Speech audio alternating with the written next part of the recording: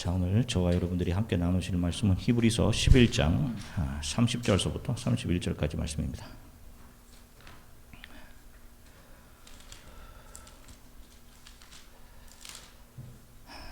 자, 한 목소리로 우리 말씀경으로 하나님의 말씀 같이 읽으시겠습니다. 믿음으로 이스라엘 백성이 7일 동안 여리고성을 돌자 그 성벽이 무너져 내렸습니다. 믿음으로 기생 라합은 정탐꾼들을 평안히 맞아들여 불순종한 사람들과 함께 죽지 않았습니다. 아멘. 할렐루야. 네, 여러분 한 주간 동안 평안하셨습니까?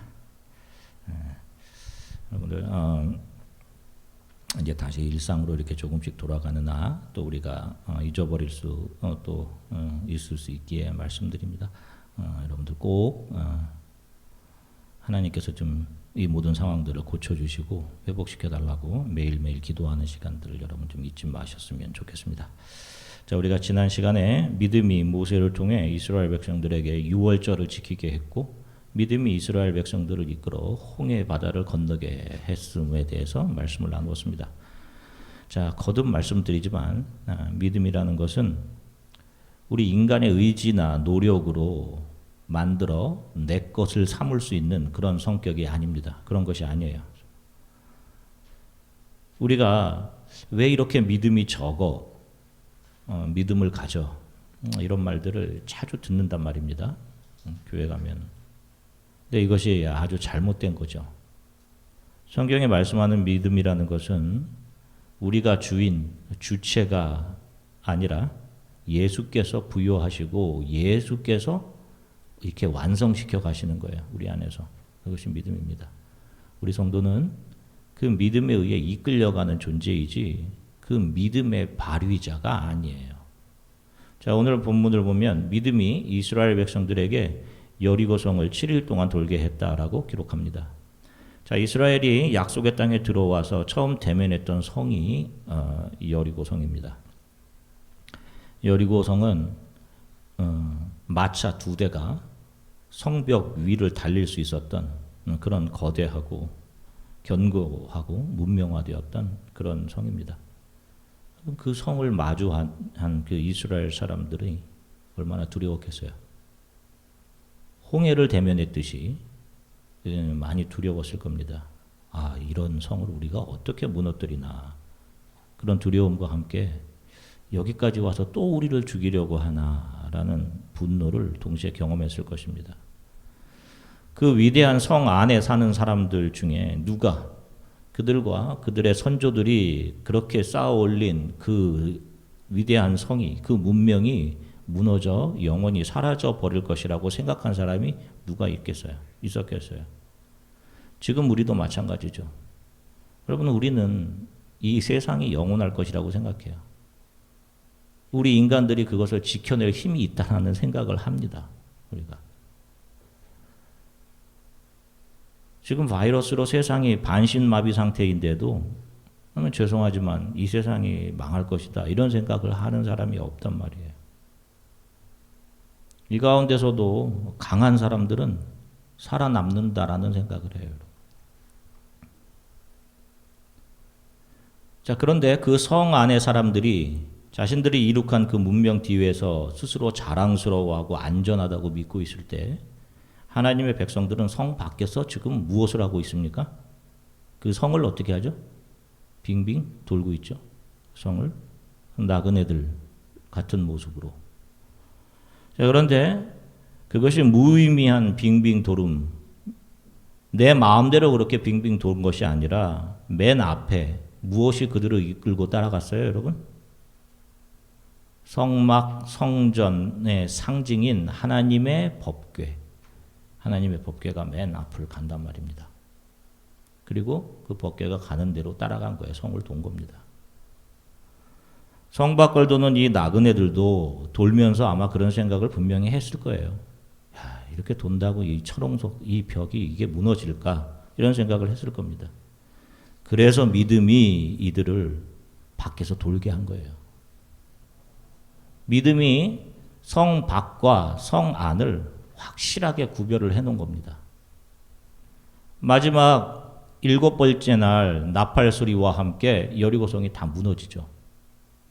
마치 여러분 요한계시록에 보면 일곱 번째 천사가 나팔을 불 때 어떻게 세상이 어떻게 되죠? 종이 축 말려 올라가는 것처럼 이 세상이 망한단 말입니다. 그리고 이 땅이 주의 나라가 된단 말입니다. 그것을 지금 이렇게 간접적으로 투영해 보여주는 것이거든요. 그리고 예수라는 이름의 히브리 여인 여호수아가 이 성을 향해 침노해 들어가는 거죠. 그죠? 무엇을 보여주는 거예요, 여러분? 저와 여러분들이 이 세상을 살면서 이 세상에 섞이지 않고 그나마 이 세상에서 세상 사람들 속에서 그들과 구별된 모습으로 바르게 신앙의 길을 갈 수 있는 것은 우리들의 어떤 실력이나 우리들의 의지를 발휘함을 통해 가능한 것이 아니라 우리 앞에서 지금 우리를 이끌어 가시는 예수 그리스도를 통해 가능하다라는 것을 보여주는 거예요, 여러분. 말씀이 항상 우리를 성 밖과 성 안으로 정확하게 구별을 내시면서 너희들 저 성 안의 사람들의 사는 방식을 봐. 망하지 않을 거라고 생각하고 놀고 즐기며 그렇게 살지. 너희들은 그냥 빙빙 도는 거야. 그렇게 성 밖과 성 안을 정확하게 구별을 내면서 우리들을 신앙의 길에 있게 하신단 말입니다. 자, 예수께서 우리에게 부여하시는 믿음이 우리를 성 밖에 있게 하는 거예요. 7일 동안 성을 돌게 하는 거예요. 우리를. 그리고 그 성, 이 세상은 반드시 무너지는 것입니다. 이것이 우리의 힘으로 되는 것이 아니에요. 무슨 높은 자리에 올라가서 하나님의 나라가 이 땅에 오게 하자. 뭐 이런 말들을 한단 말입니다. 잘 돼서 높은 자리에 올라가서. 우리는 이 세상을 빙빙 도는 자들로 있으면서 그렇게 나그네처럼 지나가면서 정말 얼마나 이 세상이 하나님을 등지고 타락한 곳인지, 인간이 얼마나 이기적인지, 이 세상은 자신들의 유익을 위해 서로를 이용하는 평화할 수 없는 곳인지를 여러분 배우는 거예요. 그래서 우리 성도들은 이 세상을 떠나 하나님 나라에 도착하는 것을 소망으로 이 역사를 지나가는 겁니다. 그리고 오늘 본문 히브리서 11장 31절에서 믿음으로 기생 라합은 정탐꾼들을 평안히 맞아주었다라고 합니다. 라합은 여리고에 살고 있던 여인입니다. 그런데 이 여리고 성을 이스라엘이 어떻게 무너뜨리죠? 자신들이 잘 계획한 전술과 전략에 의해서 무너뜨립니까? 아니에요. 그들은 아무것도 한 것이 없어요. 성 주위를 법궤를 이끌고 법궤가 가는 대로 도는 일 뿐이었습니다. 여러분, 그런데 무슨 정탐꾼이 필요해요? 잘 생각을 해보세요. 성을 도는데 무슨 정탐꾼이 필요합니까? 이 정탐꾼들은 그 성의 한 명, 이 기생 라합을 몸을 파는 여인, 이 여인을 그 성에서 구해내기 위한 하나님의 도구였을 뿐이에요. 그들이 한 일은 정탐이 아니라 그곳에서 이 여인 라합을 만나서 그 여인에게 구원을 전해주죠. 빨간 줄을 내리지 않습니까? 집에서 빨간 줄, 어린 양의 피를 상징하는 문설주의 어린 양의 피, 그것만 넘어가는 거잖아요. 이 여인만 살아나지 않습니까? 이 여인에게 구원을 전해주고 거기서 잘 도망친 것밖에 한 게 없단 말이에요. 정탐꾼들은. 자, 한번 보겠습니다. 야고보서 2장 25절서부터 26절 우리말 성경으로 같이 읽겠습니다. 이와 같이 창녀 라합도 첩자들을 숨겨주고 다른 길로 가게 했을 때 행함으로 의롭다고 인정받지 않았습니까? 마치 영혼 없는 몸이 죽은 것 같이 행함이 없는 믿음도 죽은 것입니다. 아멘. 자, 보세요. 여기를 보면 라합이 첩자들을 숨겨준 것을 성경이 무엇이라고 얘기를 하죠? 행함이라고 얘기를 합니다. 자, 그래서 참 많은 교회와 성도들이 자, 우리도 라합처럼 행해야지, 행하지 않으면 믿음이 없는 거다, 이렇게 배워요. 자, 그러면 여쭤볼게요. 만약에 정탐꾼들이 그들의 본연의 임무인 정탐만 잘하고 돌아갔으면, 만약에 라합을 만나지 않고 돌아갔다면 라합은 어떻게 될 뻔한 겁니까? 믿음이 정탐꾼들을 정탐이 아닌 다른 일, 라합의 집으로 보낸 것이죠. 그리고 믿음이 라합에게 그 정탐꾼들을 평안히 맞아 숨겨주게 한 것이 맞는 거란 말입니다. 라합이 다른 사람은 발휘할 수 없는 용기를 발휘해서 그 일을 한 것이 아니라 그 여인이 여리고에 살고 있는 그 수많은 사람들보다 출중한 의지를 갖고 있었기 때문에 그런 것이 아니라 믿음이, 밖에 있던 믿음이 그 모든 일을 일관성 있게 이렇게 이끌어 가신 거란 말입니다. 좀 많은 교회가 열심을 내어 행하는 것을 믿음의 산물이라고 가르치고 그것을 성도들에게 강요해요, 여러분. 열심히 교회 나오고 봉사하고 게다가 새벽 기도도 빠지지 않고 잘 나오고 11조도 꼬박꼬박 잘하면 이런 행위를 보이면 더 믿음이 출중한 것으로 간주를 합니다. 또 게다가 목회자에게 잘하고 하면 더 믿음이 좋은 것으로 그렇게 규정해요. 심지어 이스라엘이 모세에게 대들어서 멸망당한 그런 사람들이 있다라고 말하면서 목회자를 대적하지 말고 무조건 잘해야 한다. 이런 사람들도 있어요. 목회자가 뭘 잘하던 말던 무조건 목회자에게 잘해야 된다.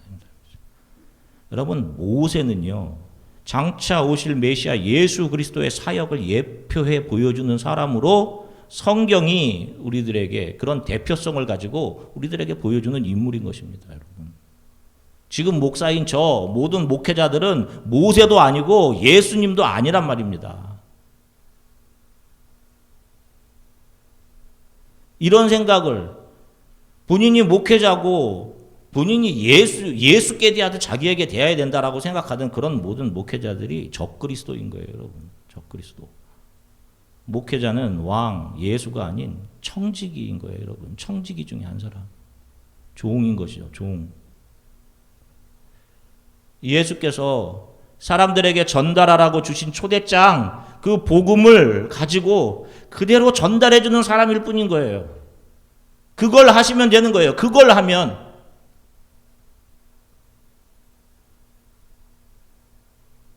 이것을, 이 왕의 초대장을, 이 복음을 자기의 이야기로 각색하고 세상의 이야기를 거기다 집어넣고 감성파리로 편집하던 그들이 악한 종인 겁니다.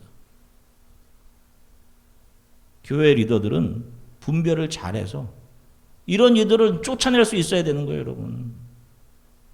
왜? 아니면 한 명의 목회자로 인해서 모든 성도들 영원히 죽을 수 있기 때문에 그래요, 여러분. 다른 걸 복음으로 붙잡고 있고 그걸 붙잡고 있으면 안 되는 건데, 그걸 놔야 되는 건데, 오히려. 여러분 잘 아셔야 합니다. 성경이 말씀하는 행함이라는 것은 라합의 경우에서 보는 것처럼 내 의지가 내놓는 것이 아니라 믿음이 이끌어가면서 믿음에 의해 만들어져 나가는 것을 말하는 거예요, 여러분. 그런데 참 중요한 것이 우리가 볼 때 현재 나에게 유익되지 않는 모습으로, 선의 모습이 아닌 것으로, 세상이 정의하는 어떤 선 정의가 아닌 모습으로 이게 나타날 수도 있는 거예요. 왜? 믿음의 우선적인 목적은 너가 얼마나 이기적인 죄인인지 너 자신을 봐라. 그걸 드러내는 것이 1차 목적이기 때문에 그래요. 우리 안에 있는 죄, 너가 얼마나 이기적인지 한번 봐 하는 거예요. 그런 자신을 더 이상 신뢰하지 못하도록 하게 하시면서 우리를 하나님이 원하시는 뜻으로 이끌어 가시는 거예요. 그래서 너 그렇게 네 자신을 붙잡고 있었다가 어떻게 할 뻔했니? 예수 그리스도의 피가 아니었으면 너 큰일 날 뻔했지. 이 사실을 알게 되는 거예요, 우리가. 그래서 믿음이 이끌어가는 곳에 때로는 우리가 참 비열한 모습으로 드러날 때도 있는 겁니다, 여러분. 그래서 여러분 교회에서 성도들 간에 이런 모습이 드러날 때 우리가 참아주고 인정해 줄 수 있는 게, 왜? 나도 그런 모습으로 드러났었기 때문에 저게 믿음이 이끌어가는 모습이지 라고 참아줄 수 있는 거예요. 그런데 크리스찬들의 믿음이 자신의 죄성을 보게 하시는 그런 상황에서 크리스찬은 그런 자신의 죄성을 바라보고 가슴 아파하면서 웁니다. 참회예요, 여러분. 이게 굉장히 중요해요. 자, 세상 사람들은 자기의 잘못이 드러나고 자기의 속이 드러나면 그것을 감추고 이중적인 태도를 취해요. 그리고 드러나지 않은 것에 안도합니다. 여러분, 이게 세상에 속한 사람들이에요. 그런데 성도는 웁니다. 이게 내 모습이군요. 내가 예수님 아니었으면 정말 이 죄 속에서 헤어나지 못하고 영원히 죽을 자가 맞군요. 이 사실을 절실하게 깨닫는 겁니다. 그래서 점점 자기 자신에 대한 신뢰가 죽어가는 거예요, 여러분. 자기 자신을. 나를 점점 신뢰하지 못하겠어요. 예수만 온전히 신뢰하게 되는 것입니다. 이것이 아주 중요해요, 여러분. 행동은 때로 참으로 비열하고 이기적으로 드러났는데 거기서 애통하는 참회가 있는 거예요, 성도들은. 그래서 믿음이 행동으로 나타날 때는 소위 세상이 정의하는 선으로 정의로움으로 나타나지 않을 수도 있는 겁니다. 그러나 분명한 것은 거기서 우리 자신의 죄를 바라보며 애통해야 하는 참회를 믿음이 반드시 이끌어내요, 여러분. 자, 이런 측면에서 보면 지금 크리스찬이라고 하는 사람들, 참 수많은 사람들, 교회 다니는 수많은 사람들이 어떻게 보면 더 지독하게 이중적인 사람일 수 있는 거예요. 은혜를 모르는 사람이면 그 사람이. 자, 자기 안에 있는 죄성이 다른 사람들에게 들키지 않은 것을 다행으로 여기고 안심하고 있는 사람들이 이중적인 사람들 아닙니까? 교회 안에 그런 사람들이 있을 수 있는 거예요, 여러분. 그래서 그들은 점점 자신의 그런 안에 있는 것이 잘 감추어지도록 여러분 자신의 바깥을 점점 더 강화해 가는 거예요. 그래서 외적인 것에 더 신경을 쓰는 거예요. 잘 되는 것에 통해서 자신의 죄를 감춘다니까요, 여러분. 교회 와서는 정말 멋진 모습이죠, 여러분. 멋진 리더의 모습이고. 근데 여러분, 여러분들이 적나라하게 잘 드러나는 가장 가까운 사람들에게 어떠합니까? 어떻습니까? 가족들, 특히 여러분들의 배우자. 어때요, 여러분? 여러분들의 배우자에게 항상 여러분들의 약함이 드러나시죠? 그죠? 여러분들의 마음대로 안 되면 그냥 분노하고 소리 지르고 하죠? 막대하고. 그런 자신의 모습 때문에 여러분, 우셔야지 성도가 맞는 거예요.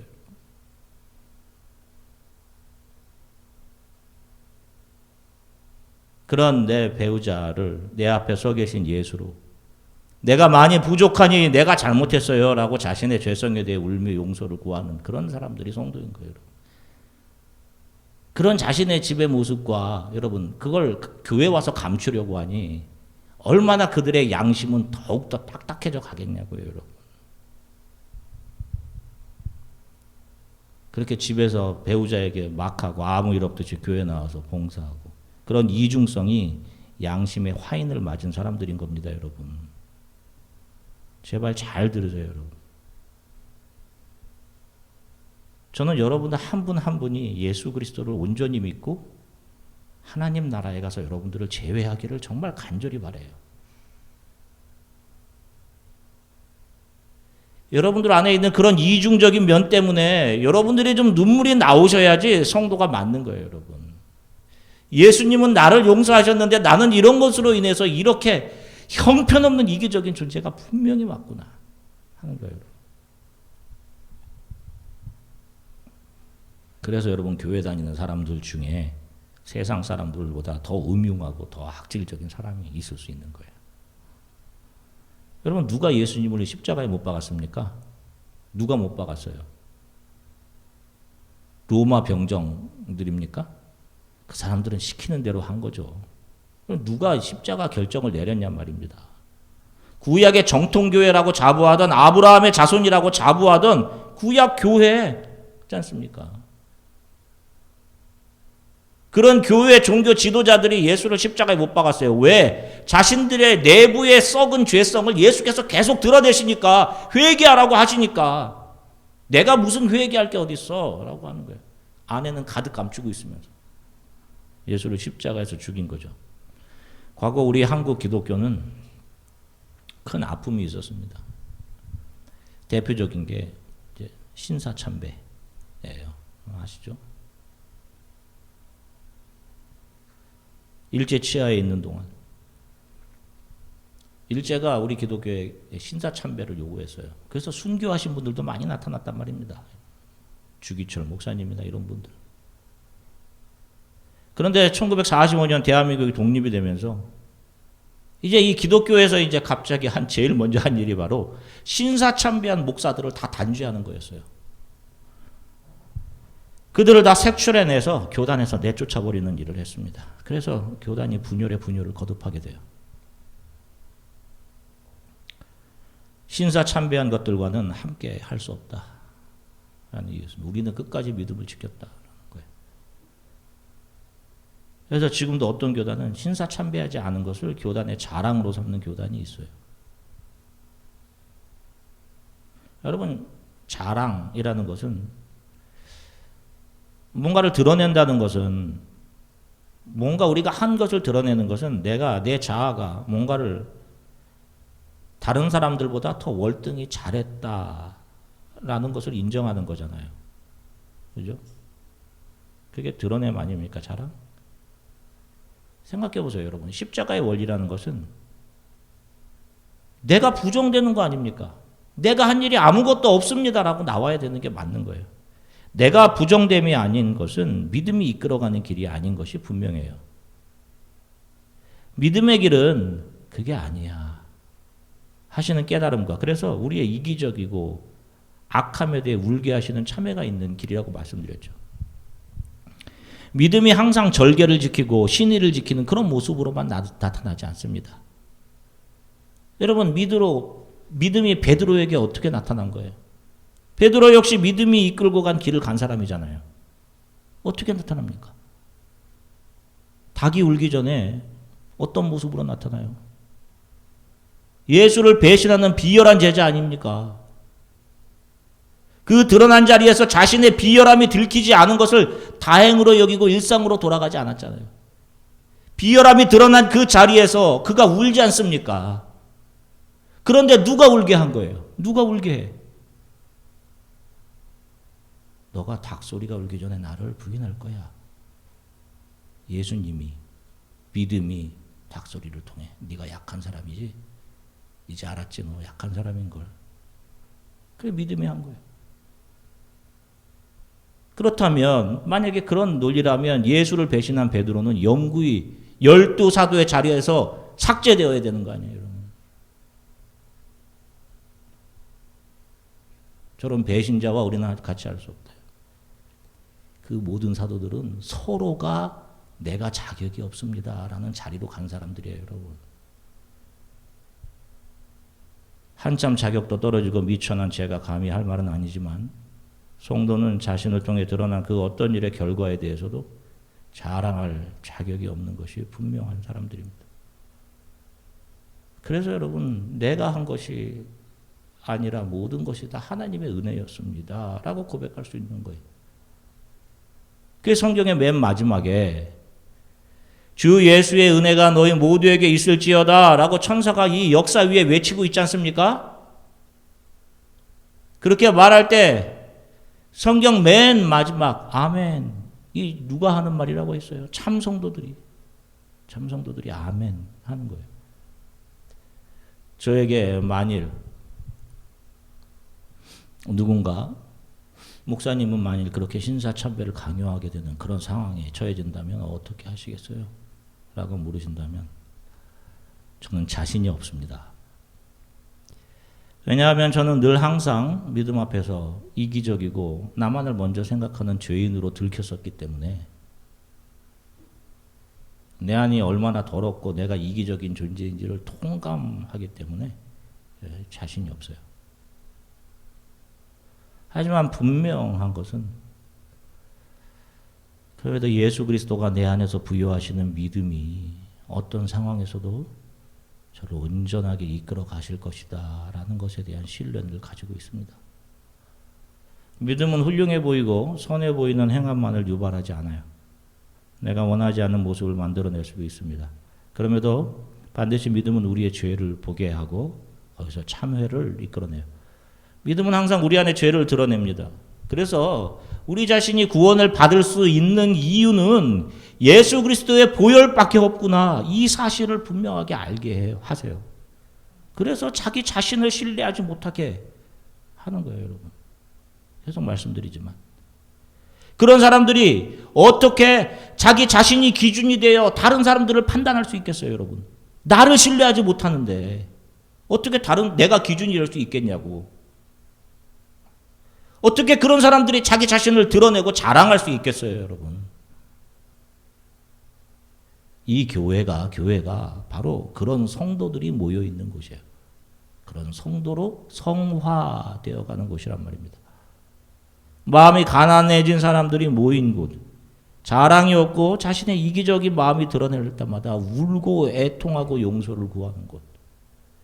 예수를 앞에 두고 세상과 섞이지 않은 채 세상과 정확하게 구분되어서 예수를 따라 빙빙 돌고 있는, 그리고 지금 내가 걸어가는 이 길이, 이 인생이 법궤가 앞에서 이스라엘을 이끌고 갔던 것처럼 예수께서 나를 이끌어 가시는 그 길이라는 확신을 가지고 내 힘으로 잘 가는 것이 아니기에 예수만을 매일 의지하고 우리 성도들은 이 길을 가게 되는 것입니다.